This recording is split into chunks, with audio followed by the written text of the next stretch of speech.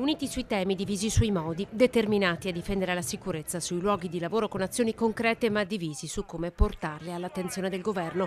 Oggi a Roma, con lo slogan "Adesso basta", sventolavano le bandiere di CGIL e UIL per la marca in piazza, guidati dai sindacati almeno in 500, in 3.000 da tutto il Veneto. Noi denunciamo il fatto che si sta facendo poco o addirittura nulla rispetto al problema degli infortuni sul lavoro. Al telefono da Roma il segretario della CGIL trevigiana Mauro Visentin, che torna a denunciare il sistema degli appalti che impoverisce il lavoro e priva i lavoratori di tutele essenziali, soprattutto di formazione sulla sicurezza. Questi infortuni sul lavoro non sono più tollerabili e noi dobbiamo smuovere le coscienze. Lavoreremo e lotteremo fino in fondo per ottenere questo risultato. Così il segretario regionale della UIL Roberto Toigo. In piazza per difendere anche la sanità pubblica.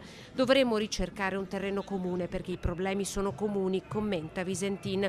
L'assenza dei colleghi della CISL, cui CGIL e UIL danno l'appuntamento ora al 1° maggio in piazza Monfalcone per la festa dei lavoratori. È fatica stare in piazza, è fatica scioperare, però è anche così che si porta all'ordine del giorno e si mette sotto la discussione e gli occhi di tutti, dell'opinione pubblica, e in particolar modo la necessità di intervenire in maniera urgente.